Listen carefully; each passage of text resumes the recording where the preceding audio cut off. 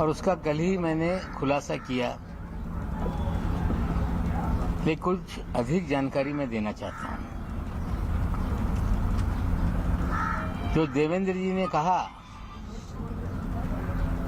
कि आपके मंत्री रहते हुए सलीम पटेल के बारे में आपको जानकारी थी कि नहीं। 2005 में मैं मंत्री पद पे नहीं था। एक आर पाटिल जी के साथ उनकी वीडियो वायरल हुई थी, ये सवाल आपने खड़ा किया। हमने मुनीरा से संपत्ति लेने के बाद सलीम पटेल की वो वीडियो वायरल हुई थी और सलीम पटेल ने उन सारे अखबार और चैनलों पे जिन लोगों ने दाऊद से उसका कनेक्शन बताया था उन पे डिफेमेशन सूट फाइल किया था। और 5 महीने पहले मैंने जानकारी ली सलीम पटेल का देहांत हो गया और सलीम पटेल ये मुनीरा का पावर ऑफ अटॉर्नी था।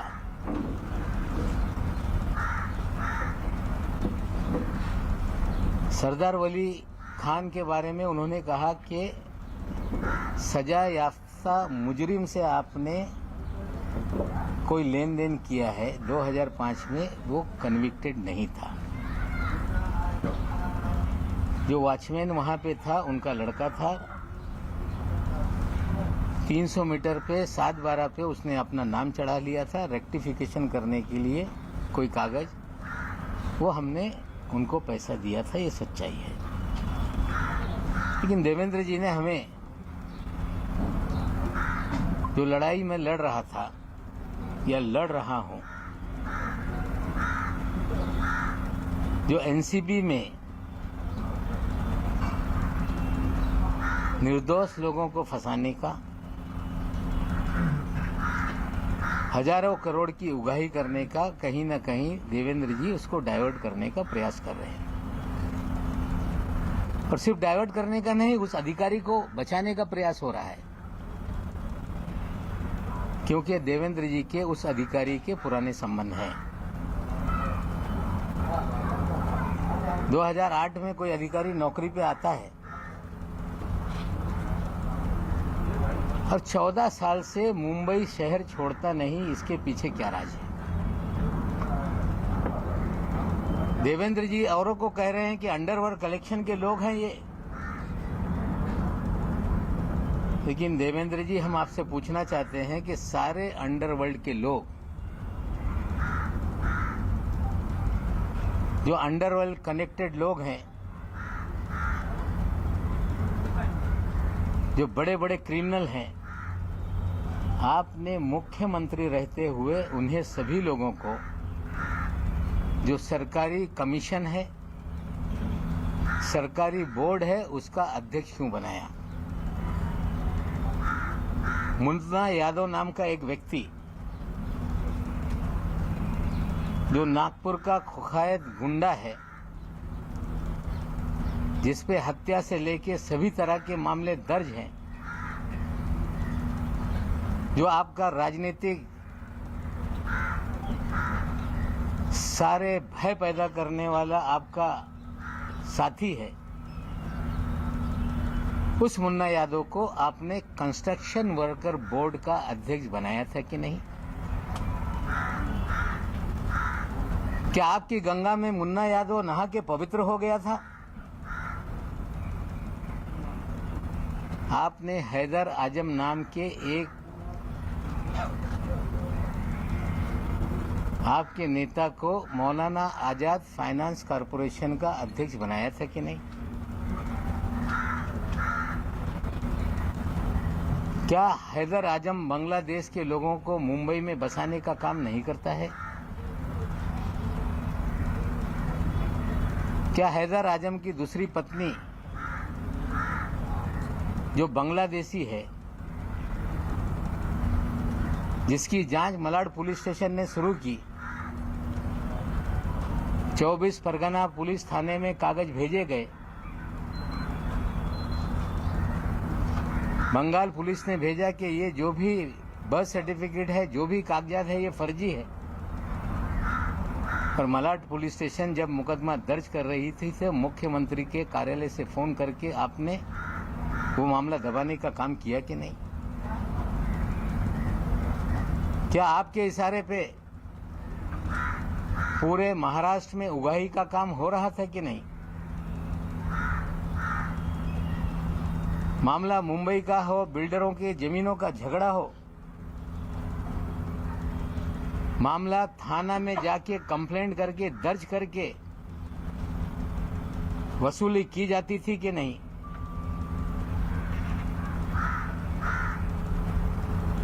जमीन मालिकों को पकड़ के लाते थे और सारी जमीनें अपने नाम पे लिखा ली जाती थी, ये सच है कि नहीं? क्या आपके कार्यकाल में विदेश से लोगों को फोन आते थे, कुख्यात गुंडे फोन करते थे और पुलिस वाले मामला सेटल कर देते थे कि नहीं? लेकिन सबसे गंभीर आरोप मैं लगा रहा हूं देवेंद्र जी आप पे कि जब 8 नवंबर 2016 को नोटबंदी हुई, मोदी जी ने कहा कि नोटबंदी इसलिए किया जा रहा है, आतंकवाद खत्म होगा, काला धन खत्म होगा। और एक बात मोदी जी ने कही थी कि बड़े पैमाने पे जाली नोट है, उसे खत्म करने के लिए हम नोटबंदी का काम कर रहे हैं। जब नोटबंदी हो गई, पूरे देश में जाली नोट, चाहे पंजाब हो, 2000 के 500 के जाली नोट पकड़े जाने लगे। मध्य प्रदेश में जाली नोट पकड़े जाने लगे, तमिलनाडु में जाली नोट पकड़े जाने लगे। लेकिन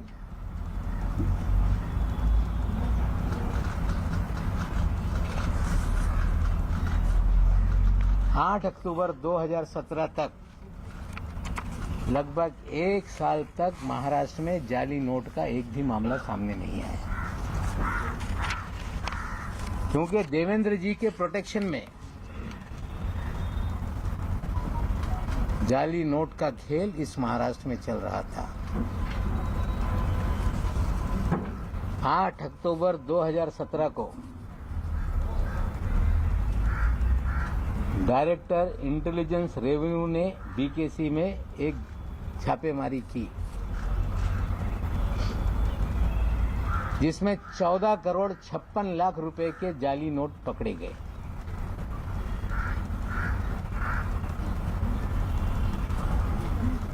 और उस मामले को रफा दफा करने के लिए देवेंद्र जी ने उसमें मदद करने का काम किया। 14 करोड़ 56 लाख रुपए बीकेसी में। 8 अक्टूबर 2017। साथियों, जाली नोट का nexus ISI Pakistan Dawood via Bangladesh, ये पूरी जाली नोट इस देश में फैलाई जाती है। 8 अक्टूबर के छापेमारी में 14 करोड़ 56 लाख पकड़े गए। मुंबई में एक गिरफ्तारी हुई, पूना में एक जो गिरफ्तारी हुई इमरान आलम शेख, पूना में गिरफ्तारी हुई रियाज शेख, और एक नई मुंबई में भी उसमें गिरफ्तारी हुई थी। लेकिन 14 करोड़ की 56 लाख की जब्ती को 8,80,000 रुपए बताकर मामला दबाया गया।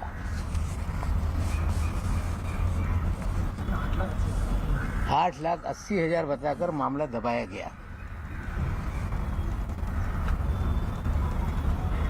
पाकिस्तान की जाली नोट भारत में चले,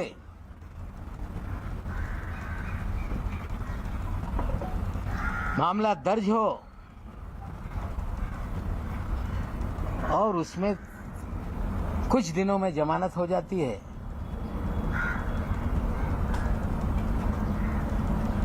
मामला एनआईए को नहीं दिया जाता, नोट कहां से आ रही थी उसके अंतिम जांच कभी आगे नहीं बढ़ती, क्योंकि जो लोग ये सब जाली नोट का रैकेट चला रहे थे उन्हें कहीं ना कहीं तत्कालीन सरकार का संरक्षण था। कहानी बनाई गई कि वो तो कांग्रेस का नेता है। इस शहर में कभी भी वो कांग्रेस का नेता नहीं रहा। खेल था कि पकड़ा जाए तो कांग्रेस पे बिल फाड़ दो।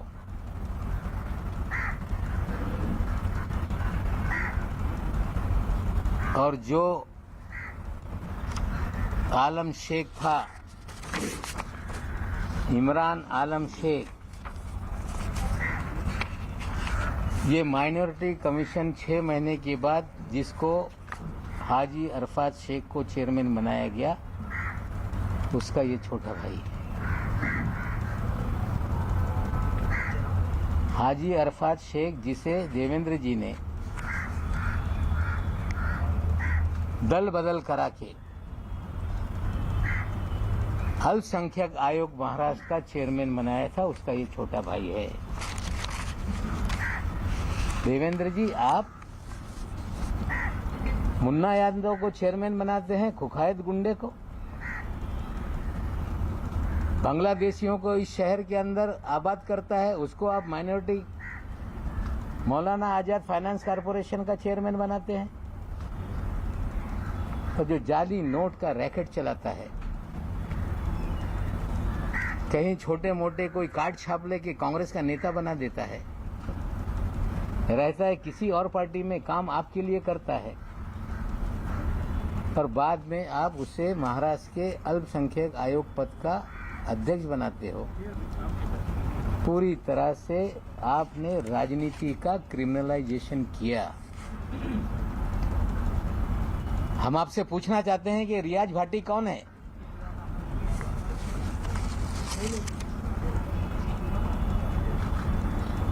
उनतीस अक्टूबर को सहार एयरपोर्ट पे जाली पासपोर्ट के साथ पकड़ा गया, जिसके ऊपर दाऊद इब्राहिम सारे गैंग के लोगों के साथ संबंध की सारी खबरें अखबारों में थी। पूरा शहर जानता था कि रियाज भाटी कौन है। डबल पासपोर्ट के साथ कोई व्यक्ति पकड़ लिया जाए और 2 दिन में छूट जाता है, इसके पीछे क्या खेल था? रियाज भाटी लगातार आपके साथ सभी कार्यक्रमों में क्यों नजर आता था? रियाज भाटी भारतीय जनता पार्टी के कार्यक्रमों में क्यों नजर आता था? आपके डिनर टेबल पे क्यों नजर आता था? हम देश के प्रधानमंत्री पे आरोप नहीं लगाना चाहते, लेकिन देश के प्रधानमंत्री के कार्यक्रम में अगर कोई जाता है तो उसके लिए पूरी तरह से स्कैनिंग किए बिना किसी भी व्यक्ति को पास नहीं इश्यू होता।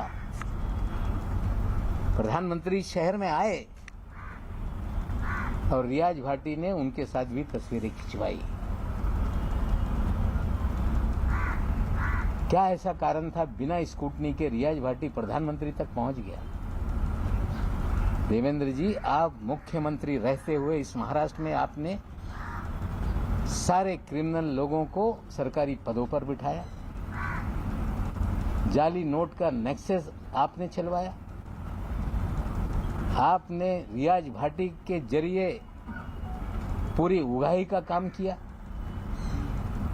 आपने थाना में कमिश्नर बैठा के कंप्लेंट पूरे महाराष्ट्र की करा के उगाही का धंधा करवाया।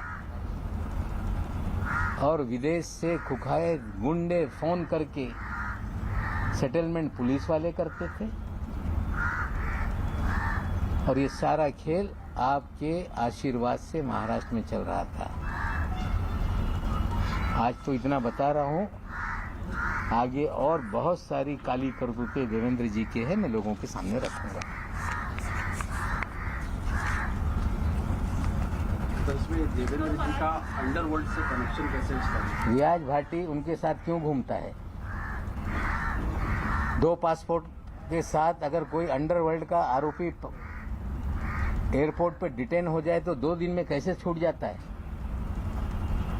प्रधानमंत्री के कार्यक्रम में वीआईपी के पास कैसे बन जाते हैं? जाली नोट का नेक्सस चलता है, जमानत हो जाती है, पैसे कहां से आए, कहां से, उसका क्यों नहीं इन्वेस्टिगेशन किया जाता? क्या हैदर आजम की बीवी का बांग्लादेश का मामला पुलिस स्टेशन में दर्ज है कि नहीं? क्या मुन्ना यादव ये कुख्यात गुंडा है कि नहीं? हम तो सवाल देवेंद्र जी से पूछना चाहते हैं, इसका जवाब आप दें। अगर ये झूठ है तो बताएं कि नवाब मलिक मुन्ना यादव के बारे में झूठ बोल रहा है। सवाल तो आप पूछ रहे हैं, लेकिन महाराष्ट्र में फिलहाल आपकी क्या अलायंस वाली सरकार है, होम मिनिस्ट्री एनसीपी के पास में है, तो आप रियाज भाटी फरार है, मुन्ना यादव पे मुकदमे हैं, मामला डीआरआई का है। जो एजेंसियां केंद्र की काम से हम सवाल खड़ा कर रहे हैं कि इसको फिर से देखो। ये जाली नोट का नेक्सस पाकिस्तान से कैसे लिंक है, ये भी देखना पड़ेगा। पार्टी का केस अंडरवर्ल्ड से संबंध मामले में पाकिस्तान का कोई लिंक जिसका आप आरोप लगा रहे हैं कि मामला रफा दफा किया गया। जब 14 करोड़ 56 लाख पकड़े गए, जाली नोट का मामला था, तो क्या ऐसा हो गया कि तुरंत, क्या ऐसा था कि जांच आगे नहीं बढ़ी? पकड़ा था उसके भाई को आपने सुनाया, और ये योगा कि उस समय भी उस केस का जो इंचार्ज था वो भी समीर दाऊद वानखेड़े ही था। जाली नोट केस का जी, जो इंचार्ज था वो भी समीर दाऊद वानखेड़े ही था। जाली नोट केस का जी, इसके बारे में थोड़ा इलाबोरेट करिए। ते डीआरआई मध्ये ही केस झाली होती। ये मामला डीआरआई में हुआ था, और मैं आपको बता दूं कि जो 14 साल से वानखेड़े साहब जो मुंबई में लगातार पोस्टिंग रहे, उनकी posting joint commissioner intelligence revenue की 1 जुलाई 17 को हुई, और उस समय उनके ही पास ये डिपार्टमेंट था। ये छापेमारी या जो भी कार्रवाई हुई थी डीआरआई ने की थी, और केस को हल्का करने के लिए यही अधिकारी के जरिए देवेंद्र जी ने सारी मदद की थी। हाजी अरफात के भाई का मामला रफा दफा करवाया था। ये कोई इंसिडेंट हो सकता है, लेकिन एक ही अधिकारी जिसके ऊपर गंभीर मामले चल रहे हैं, 2 एसआईटी जांच कर रही है, विजिलेंस की जांच हो रही है, और उससे ध्यान भटकाने का खेल कहीं तो नहीं, ये भी सवाल खड़े होते हैं। रियाज भाटी पीएम तक कैसे पहुंचा? तो मैं पूछना चाहता हूं कि किसी भी प्रधानमंत्री के कार्यक्रम में पहुंचने के लिए पूरी तरह से स्टेट की इंटेलिजेंस एजेंसियां, केंद्र की इंटेलिजेंस एजेंसियां उस व्यक्ति का पूरा स्क्रूटनी करती हैं। अगर जिसके ऊपर लगातार दाऊद इब्राहिम के संपर्क के मामले रहे हों और वो सीधे प्रधानमंत्री तक पहुंच जाए, तो कहीं ना कहीं उसे किसी न किसी का आशीर्वाद था, जिसके कारण उस कार्यक्रम के भीतर तक वो गया। दाऊद इब्राहिम का आदमी रियाज भाटी है, आज फरार है। थाना में जितनी उगाही हो रही थी उसका भी वो कहीं ना कहीं एक उगाही के कार्यक्रम का हिस्सा था। बहुत सारे मुकदमे खुले हैं जिसमें रियाज भाटी आज फरार है। रियाज भाटी के तो और नेताओं के साथ भी फोटो है, बाकी सभी पार्टियों के नेताओं के साथ भी फोटो है। हमारे साथ कोई फोटो नहीं, भारतीय जनता पार्टी के नेताओं के साथ फोटो हैं। सर, परदेशातून काही फोन येत होते तुमचं असं म्हणणं आहे, आणि पोलीस त्याच्यामध्ये मध्यस्थी करत होतं. समजू शकेल का ते पोलीस कोण मध्ये नाही, त्याच्या बाबतीत काही तपास सुरू आहे, त्याच्यावर मी भाष्य करू इच्छित नाही।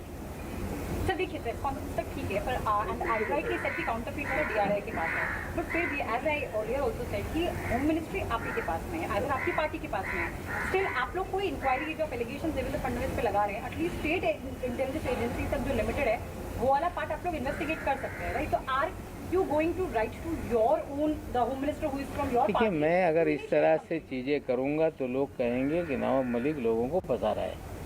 सर प्रेस कॉन्फ्रेंस में हम बता रहे हैं। बता रहे हैं, देखते हैं कितनी ईमानदारी से चीज़ें फिर शुरू होती है। रियाज भाटी को लेके देखते हैं क्या सफाई आती है। सर रियाज भाटी को पॉलिटिकल लॉबीज बताया जा रहा है और लगभग सारी पार्टियों के नेताओं के साथ उसकी फोटोज लाइव सारे ग्रुप में शेयर की जा रही है आपकी नीति के पैरेलल। तो नहीं, देखिए ऐसा है, रियाज भाटी किसके साथ तस्वीर उतार रहा है ये सवाल नहीं है।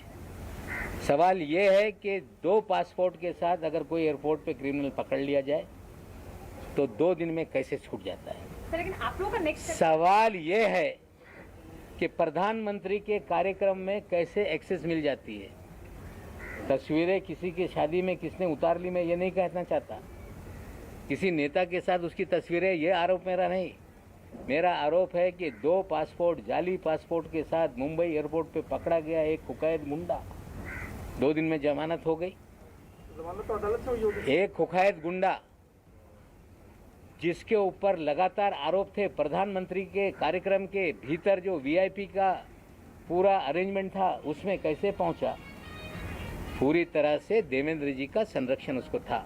सर उद्धव ठाकरे आणि अनिल देशमुखांसोबत सुद्धा रियाज भाटीचे फोटो आहेत सध्या ते व्हायरल होतात. मी फोटोच्या बाबतीत आरोप लावत नाही। बोगस पासपोर्टच्या जो केस आहे 2 दिवसात कसा त्याला सोडण्यात आला। पंतप्रधान यांच्यासोबत स्कूटनी केल्याशिवाय कुणाला जाण्याची परवानगी नसते।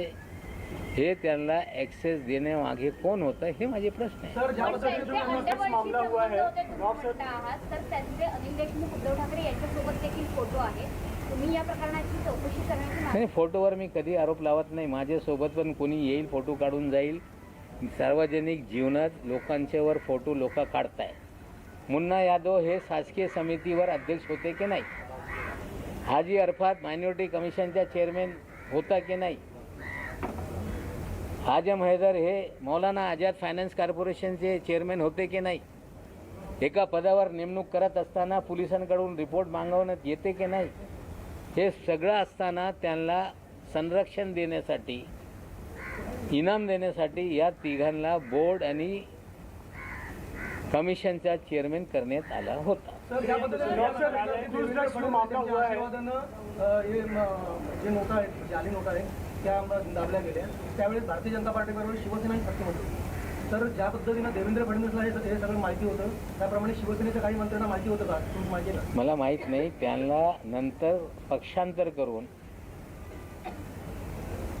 तो नवाब मलिक की प्रेस कॉन्फ्रेंस जिसके जरिए देवेंद्र फडणवीस पर कई गंभीर संगीन आरोप लगाए गए, जिसके बारे में उन्होंने पहले ही कह दिया था कि वो कुछ बड़े खुलासे यहां पर देवेंद्र फडणवीस को लेकर करने वाले हैं। और देखिए क्या कुछ उन्होंने इस दौरान यहां पर कहा है।